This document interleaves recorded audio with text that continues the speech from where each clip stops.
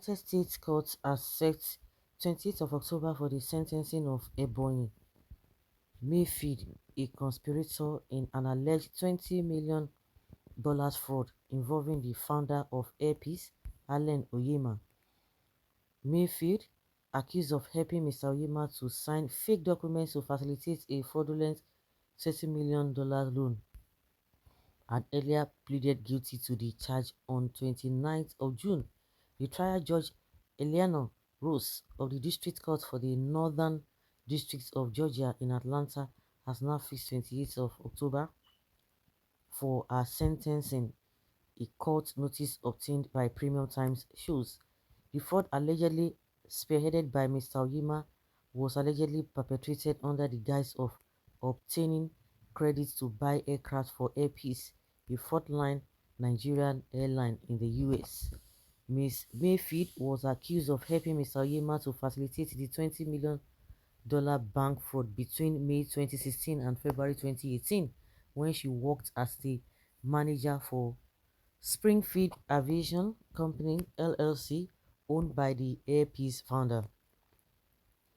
US prosecutors accuse her of signing and submitting false documents used by Mr. Onyema to perpetrate the bank fraud in the US.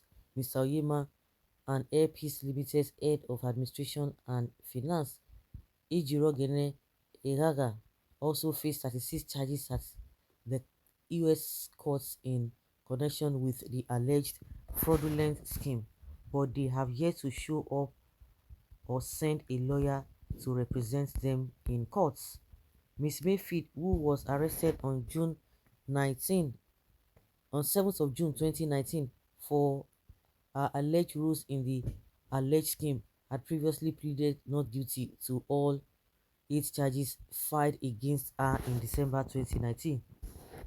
Her trial was in March this year, rescheduled to start on 8th of August, but weeks before the trial date, she changed her plea from not guilty to guilty when she appeared before the trial judge on 29th June to plead guilty. Ms. Mayfield pleaded guilty to one of the 8 counts filed against her by the US government. A copy of the plea agreement she and her lawyer signed with US prosecutors shows she specifically pleaded guilty to 5 counts, which is a conspiracy to commit credit application fraud. She risked up to 5 years of jail term based on the plea agreement. 5 years imprisonment is the maximum jail term provided for in the Title 18 United States Code, Section 371, under which she was charged with the offense in counts 5. Aside from the risk of a maximum 5 years jail terms, she faces the plea agreement also recommends she be fined $250,000 or twice the gain or twice the loss, whichever is greater or is the greatest. The fine is due and payable immediately.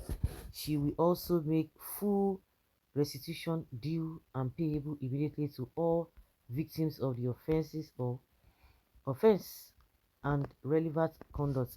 The plea agreement also recommends the forfeiture of any and all proceeds from the commission of the offense and all property used or intended to be used to facilitate the offense.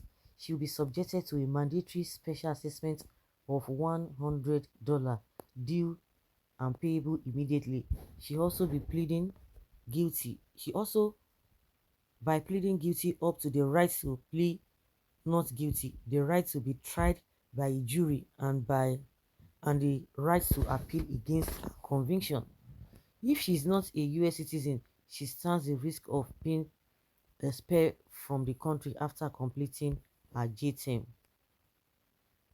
Between November 2016 and 2017, prosecutors said Mr. Onyema applied for export letters of credit to causing the transfer of funds from a Nigeria bank account for Airpeace to Springfield Aviation's bank account, purportedly to fund the purchase of aircraft by Airpeace from Springfield Aviation.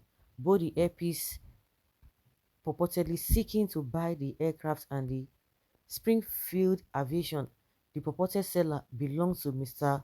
Onyema. Springfield Aviation, according to court documents, was established by Mr. Onyema in the U.S. state of Georgia in April 2016, purportedly to specialize in the wholesaling, trading, and sale of commercial aircraft and parts. The U.S. government says Ms.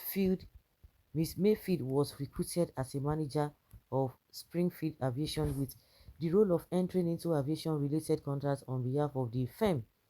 Despite her lack of education, training, or licensing in the view and valuation of aircraft, including aircraft components, the charge against the defendant says the aircraft that was referenced in each of the export letters of credit provided to obtain the $20 billion credit from a Nigerian bank was never owned or sold by Springfield Aviation. Wow, this is really deep. Oh. I understand. I remember when this incident came up. Oh, a lot of things were just being said. Oh, they don't like this man. They want to do this. They want to do that. And the funniest part of it is that somebody who has pleaded not guilty, all of a sudden she changed her mind. What does that tell you? What does that tell you? Hmm. This Oyema, I pray. And a lot of people are saying, oh, we don't have our national carrier that this man should be going to the US, should be going to the UK, and all of that. But I don't know. But based on what we are hearing, for somebody to have pleaded guilty and say, "Oh, I'm not guilty. I was guilty, but I'm not guilty again," shows that there's kind of a distortion there. This is it's going to be a tough one. Since 2016, I even thought they had forgotten this case. I'm surprised that this case is still ongoing. It's Allen Oyema owning the bank or owning bank in America. Can you imagine? It is well. I work with APC. Okay, do you still work there now? Start to find another work. Oh. Can you imagine? This very unfortunate. What is the meaning of someone wanting to get rich through causing sorrow to other people? And what is the purpose of riches that are not blessed by the Almighty, but simply for the purpose of posing, gallivanting, and being bombastic about how hard working one is?